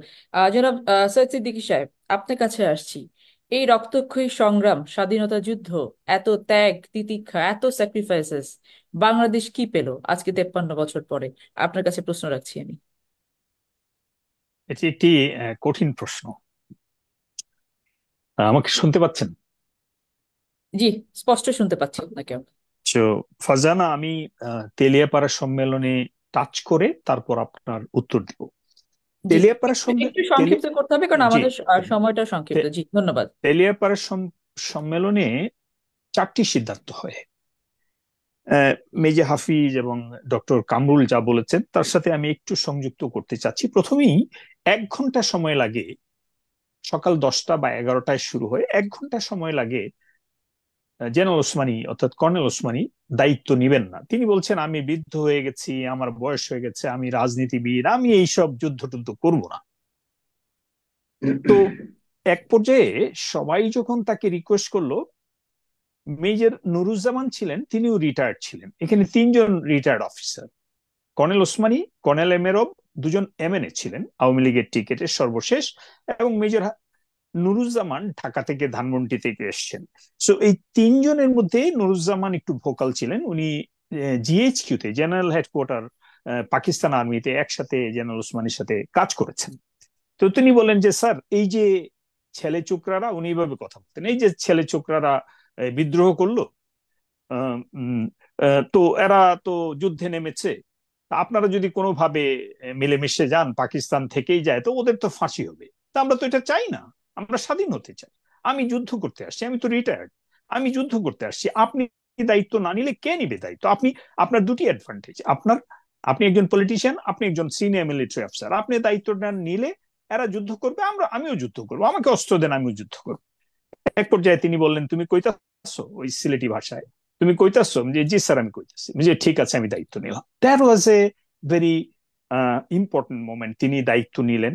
তারপরে প্রথম কাজটি হয় যে আমাদের একটি শৃঙ্খলা, মিলিটারি তো পরিকল্পনার একটি শৃঙ্খলা আছে। আমাদের এই রণাঙ্গনকে 4টি সেক্টরে ভাগ করে। সেক্টর 1 চট্টগ্রাম, পার্বত্য চট্টগ্রাম, ফেনী নদী পর্যন্ত। সেক্টর 2, 3, 4। আশ্চর্যজনক হলো যে সেক্টর 4টি দেওয়া হয় মেজর আবু ওসমান চৌধুরীকে। তিনি তখন যে বিডিআর এর wing commander, 4 wing commander. So BDR অর্থাৎ তৎকালীন ইপিআর যে বিদ্রোহ করেছে, 12টি উইং, 12টি ব্যাটালিয়ন বিভিন্ন জায়গায় জয়েন করেছে ইতিমধ্যে, তারা ব্যাটালিয়নের সাথে ইস্ট বেঙ্গলের সাথে জয়েন করে। সুতরাং এইখানে 4টি সেক্টর করা হয়। এবং তৃতীয় সিদ্ধান্তটি হয় যে না, আমরা যাই করি না কেন আমাদের একটি পলিটিক্যাল সরকার, যেটা ইতিমধ্যে বলা হয়েছে। চতুর্থ সিদ্ধান্ত হয় যে আমাদের যে অস্ত্র, গোলাবারুদ বা সরঞ্জাম, সেগুলো জরুরিভাবে প্রয়োজন। এইখানে জিয়াউর রহমানের একটি পয়েন্ট ছিল। জিয়াউর রহমান বলছিলেন, তিনি স্বল্পভাষী, তিনি বলছিলেন, ইতিমধ্যে তার প্রশংসা করেছে তার কোর্সমেট, যে তিনি মেজর জিয়া, হি প্রক্লেম দি ইন্ডিপেন্ডেন্স। তিনি ওই পয়েন্টে যে বলেন যে লোক, আমার ব্যাটালিয়নের স্বল্প সংখ্যার লোক, অস্ত্র নেই। আমার ব্যাটালিয়নের যারা ভারী অস্ত্র নিয়ে যারা সিনিয়র, তারা অলরেডি চলে গেছে খারিয়াতে, পাকিস্তানের খারিয়া ক্যান্টনমেন্টে। আমার এপ্রিলে চলে যাওয়ার কথা। আমার এই যে স্বল্প সৈনিক নিয়ে, অস্ত্র গোলাবারুদ কম, আমি গত 8 দিন ফাইট করছি, আমার তো, আমি under strength, I need support. তখন সাথে সাথে এই কথাটি 3 দিন আগে ব্রিগেডিয়ার পান্ডে বলেছিলেন খালেদ মোশাররফকে, যে হি নিডস সাপোর্ট। তো অর্থাৎ তিনি তার পয়েন্টটাকে, অর্থাৎ এই যে সামরিক পয়েন্টটি, ব্যাটালিয়ন যে একটা স্ট্রেংথ অর্জন করতে হবে ফাইটের জন্য, তার যে এই যে মহৎ উদ্দেশ্য, সেটি যথাসময়ে যথাস্থানে বলার মাধ্যমে তিনি তখন 2টি কোম্পানি পান। ক্যাপ্টেন এজাজ সহ একটি কোম্পানি, ক্যাপ্টেন মতিন সহ একটি কোম্পানি তাকে দেওয়া হয়। এবং আপনারা শুনে খুশি হবেন, এই যে 2টি কোম্পানি এই তেলিয়াপাড়া থেকে রামগড়ে প্রেরণ করা হয় প্রথম মিলিটারি লজিস্টিক, যেটা ইন্ডিয়ার ভিতর দিয়ে এই 200 সৈনিক, 200-250 সৈনিক এবং অফিসার, তারা ভারতের ভূমি ব্যবহার করে তারা এই রামগড়ে চলে আসে। তখনও কিন্তু ভারতে যাওয়ার বা স্যাংচুয়ারি নেওয়ার বা শেল্টার নেওয়ার সিদ্ধান্ত হয়নি। আমি এখানে আসছি যে এই সামরিক সম্মেলনটি রাজনীতিকে কিভাবে ইনফ্লুয়েন্স করলো। 7 তারিখে সম্ভবত, 7 অথবা 8 তারিখে জেনারেল ওসমানী তাজউদ্দিনের সাথে সাক্ষাৎ হয়, এবং তাজউদ্দিন যে ঘোষণা দেন, সেই ঘোষণাটি 11 তারিখে শিলিগুড়ি রেডিও স্টেশনে তিনি ঘোষণা দেন। এইখানে তাজউদ্দিন সাহেব প্রচন্ড ইনফ্লুয়েন্স হয়েছিলেন, উত্তেজিত, এবং তিনি আনন্দে আত্মহারা। তিনি বলছেন, আমি তো তাই চেয়েছিলাম। এবং তিনি সেখানে বলেছিলেন যে স্বাধীনতার ঘোষণা দেওয়ার পর সেক্টর 1 অর্থাৎ পার্বত্য চট্টগ্রাম এবং চট্টগ্রামকে জিয়াউর রহমান, যেটা ডক্টর কামরুল বলেছেন, যে জিয়াউর রহমান প্রতিরোধ গড়ে তুলেছেন, এটিকে স্টেলিনগ্রাডে রূপান্তরিত করছেন। আমি এখানে আসছি যে জিয়াউর রহমানের সেই যে রামগড় দিয়ে ব্রিগেডিয়ার পান্ডের সাথে যে কোঅর্ডিনেশন, সেটি কিন্তু এই 4 তারিখেরও আগে, সম্ভবত শেষ সপ্তাহের মার্চের শেষ অথবা 1 এপ্রিলের মধ্যে তিনি করেন। অর্থাৎ জিয়াউর রহমানের যে দূরদর্শিতা, তার যে ক্ষিপ্রতা, দ্রুততা, বুদ্ধিমত্তা এবং সামরিক স্ট্র্যাটেজি নিয়ে যে তার চিন্তা, সেটি সবখানে ইনফ্লুয়েন্স করেছিল এইখানে। অর্থাৎ এই সম্মেলনে যে সিরিয়াস ইনফ্লুয়েন্স ছিল, সেটি ছিল যে লজিস্টিক সাপোর্ট, সামরিক জনবল, অস্ত্র, গোলাবারুদ ভারতের ভিতর দিয়ে প্রথম তিনি মোবিলাইজ করার যে একটি প্রসেস, সেটি শুরু করেন। পরবর্তীতে সিদ্ধান্ত হয়, এবং মির্জা হাফিজ বললেন যে 17 তারিখে যে প্রবাসী সরকার আম্রকাননে প্রতিষ্ঠিত হয়, তারপরে ভারতের সাথে একটি চুক্তির মাধ্যমে সেখানে ভারতে সেনাবাহিনী আস্তে আস্তে আমাদের 5টি ইস্ট বেঙ্গল সেখানে যায়। এইখানে আমি আরেকটি বিষয় নিয়ে আসতে চাচ্ছি, সেটি হলো যে মুক্তিযুদ্ধ 3টি ধাপে হয়। প্রথম গেরিলা যুদ্ধ, শুরুতে প্রতিরোধ এবং এই যে বিদ্রোহ প্রতিরোধ, তারপরে গেরিলা যুদ্ধ, তারপরে সেটি প্রথাগত যুদ্ধে যায়। সেখানেও কিন্তু এই সম্মেলন থেকে এই যে রূপরেখা তৈরি হয়, যে 4টি সেক্টর, তারপরে 6টি sector, finally sector commanders conference যখন 12 জুলাই থেকে 17ই জুলাই হয়, সেখানে সিদ্ধান্ত হয় 11টি সেক্টর। আপনারা জানেন যে 7ই জুলাইতে জেড ফোর্স গঠন হয়। এটি ছিল এই সম্মেলনেরই ধারাবাহিকতায় মিলিটারি স্ট্র্যাটেজি এইভাবেই কোঅর্ডিনেশন এবং ফার্দার ডেভেলপমেন্ট এভাবেই হয়। এবং জেড ফোর্স যখন গঠন হয়, তখন আমি একটি চিত্র দেখাতে চাই আপনাদেরকে, বিশেষ করে দর্শক নতুন প্রজন্মকে। দেখুন জেড ফোর্সের বিস্তৃতি কি। 8 ইস্ট বেঙ্গল আপনারা দেখতে পাচ্ছেন, 8 east Bengal Chittagong, 1st East Bengal Jessore, 3rd East Bengal Rangpur, এবং এটি প্রতিষ্ঠিত হচ্ছে তেলঢালা। এই যে জেড ফোর্স দেখতে পাচ্ছেন তেলঢালা, এটি জামালপুরের অপোজিটে। সারা বাংলা বিস্তৃতি জেড ফোর্সের যে ব্যাটালিয়ন গুলো সারা বাংলায় যুদ্ধ করতে করতে তারা তেলঢালা এই তোরা পাহাড়ের নিচে অর্থাৎ জামালপুরের অপোজিটে সংগঠিত হয়। আশ্চর্যজনক হলো যে মাত্র 7ই জুলাইতে প্রতিষ্ঠিত জেড ফোর্সকে তিনি 2 সপ্তাহের ট্রেনিং দিয়ে 31শে জুলাইতে কামালপুরের যুদ্ধে যায়। সেটি ছিল রক্তক্ষয়ী প্রথম প্রথাগত যুদ্ধ, যেখানে মেজর হাফিজ যুদ্ধ করেছিলেন, আহত হয়েছিলেন। এই বিশাল একটি সম্মুখ সমরে জেড ফোর্স প্রথম বুঝিয়ে দিল যে বাংলাদেশ সেনাবাহিনী অর্থাৎ রণাঙ্গনের ইস্ট বেঙ্গল এরা যে কোনো সময় যে কোনো স্থানে পাকিস্তান বাহিনীকে পরাজিত করতে পারে। সেদিন 96 ক্যাজুয়ালিটি হয়। অর্থাৎ এরপরেই নকশি বিওপিতে অ্যাটাক করে এবং বাহাদুরাবাদে অ্যাটাক হয়, এবং এই বাকি দুটি মানে প্রথম দুটিতে ক্যাজুয়ালিটি হয়, তৃতীয়টি বাহাদুরাবাদে সম্পূর্ণ বিজয় আসে জেড ফোর্সের। আমি জেড ফোর্সের একটি বিষয় নিয়ে আমাদেরকে শেষ করতে হবে অনুষ্ঠান, আমরা জি আপনাদের জি কাছে যাবো। আপনি আমি একটু শর্ট করলে ভালো হয়। জি জি, আমি শর্ট করছি। তার সবচেয়ে শক্তিশালী মাইলস্টোন হলো জেড ফোর্সের, জিয়া রহমানের, সেটা হলো 28শে অগাস্ট রৌমারীকে স্বাধীন ঘোষণা করা। 3rd ইস্ট বেঙ্গলে লেফটেন্যান্ট নুরুন নবীর নেতৃত্বে রৌমারীকে স্বাধীন ঘোষণা করেন এবং সিভিল প্রশাসন, পোস্ট অফিস সহ সবকিছু এখানে প্রচলন করেন। সেটি ছিল একটি খবর, পুরা ভারতে লোকাল পত্রিকায় সেদিন খবর হয়েছিল যে জেড ফোর্স রৌমারীকে স্বাধীন ঘোষণা করেছে। আমি সবশেষে যে বিষয়টি বলবো, আপনার এই প্রশ্নের উত্তর আমি দেওয়ার আগে আমি মেজর হাফিজ স্যার, আপনার কাছে আমার রিকোয়েস্ট, কিছু সময় হলেও আপনি জেড ফোর্সের ফাইনাল অফেন্সিভের কিছু অংশ হলেও একটু টাচ আমাদের দর্শকের উদ্দেশ্যে বলবেন। আমার খুব শুনতে ইচ্ছে করে ফাইনাল অফেন্সিভে আপনি যে যুদ্ধ করেছেন, এই 7 দিনের যে লং মার্চ, এটি আমাকে আমাকে এখনো বিচলিত আমরা করে। শুনবো, জি আমরা জি শুনবো যারা জি জি ভাবছেন জি জি অবশ্যই বাট আপনার আমি কথা শুনতে আমি পাচ্ছেন। আপনার প্রশ্নের উত্তরটা, যে জাতি আজকে বিভ্রান্ত, জাতি এই মুহূর্তে 30 সেকেন্ডে, মারাত্মকভাবে, 30 জি সেকেন্ডে 30 সেকেন্ডে আমি বলছি, জাতি এই মুহূর্তে মুক্তিযুদ্ধকে বিকৃত করা হচ্ছে। এই অবৈধ সরকার মূলত সবকিছুকে, জাতির যতগুলো গর্ব আছে সবগুলোকে বিকৃত করে দিয়ে জাতিকে একটি অন্ধকারের দিকে ঠেলে দিচ্ছে। ধন্যবাদ। অনেক ধন্যবাদ মেজর হাফিজ। আপনি শুনছিলেন সৈয়দ সিদ্দিক সাহেবের কথা, এবং এটা খুবই চমৎকার উনি বলছেন, ওই যে প্রশ্ন রেখে গেছেন আপনি সেটা আমাদেরকে বলবেন। সাথে সাথে শুধু আপনি এতটুকু আমাদেরকে বলবেন যে এই এই 1971 সাল, আক্রমণ প্রতি আক্রমণ, গেরিলা যুদ্ধ, তারপরে সামরিক যুদ্ধ, তারপরে আমাদের বিজয়, 53 বছরে বাংলাদেশ কি পেল? মেজর হাফিজ। ধন্যবাদ। আমি যুদ্ধের শেষ পর্যায়ে জেড ফোর্সের যে সংগ্রাম সে সম্পর্কে দু একটি কথা বলতে চাই। আমাদেরকে অক্টোবর মাসে জেড ফোর্সকে নিয়ে যাওয়া হয় বৃহত্তর সিলেট অঞ্চলে। 22শে নভেম্বর তারিখে ভারতীয় বাহিনী বিভিন্ন সেক্টরে ট্যাঙ্ক এবং কামান নিয়ে সীমান্ত অতিক্রম করে পাক বাহিনীর সাথে যুদ্ধে লিপ্ত হয়।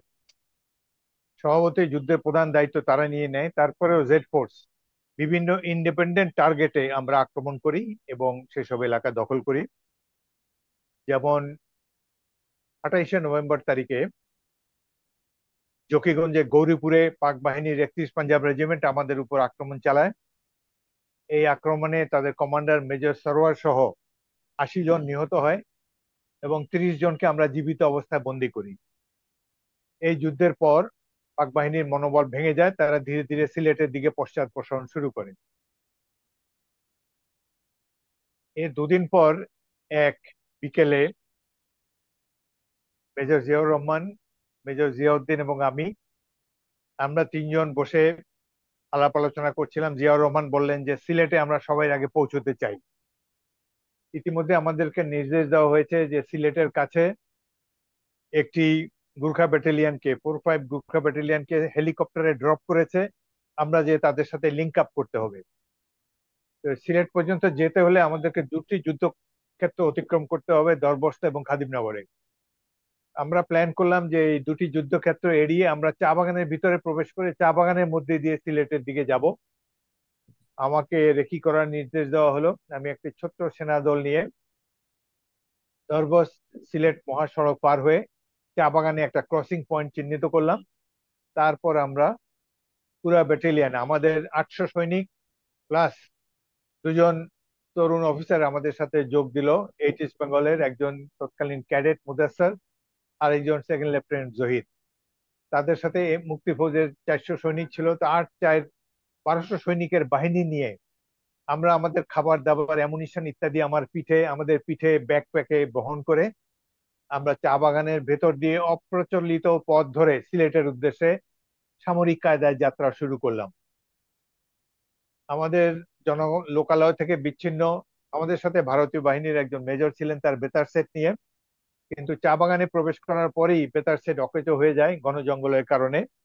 তবু আমরা ধীরে ধীরে সিলেটের দিকে এগোতে থাকি, সারা রাত চলতাম আর দিনের বেলা গাছের নিচে বিশ্রাম নিতাম। আমার একটা স্মরণীয় ঘটনা এই সময়, মেজর জিয়াউর রহমানের একটা ম্যাপ কেস ছিল 8 ফিট বাই 8 ফিট, এটার উপর পলিথিনের কাভার ছিল।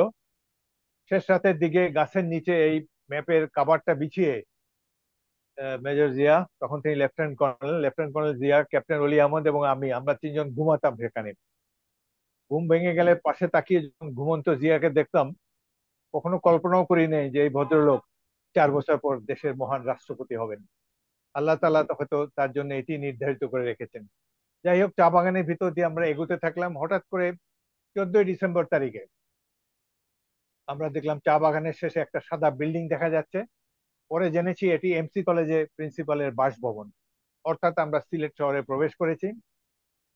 সেখানে সকালবেলা পাক বাহিনীর সদস্যরা, তখন যুদ্ধ চলছে সিলেট থেকে 8 মাইল দূরে খাদিমনগরে, অথচ আমরা সিলেট শহরের ভিতরে প্রবেশ করেছি জেড ফোর্সের প্রথম ইস্ট বেঙ্গল। সৈনিকেরা, পাক বাহিনীর সৈনিকেরা উঁচু টিলার উপরে, আমরাও টিলার উপরে, আমাদের মধ্যে 200-300 গজের ফারাক।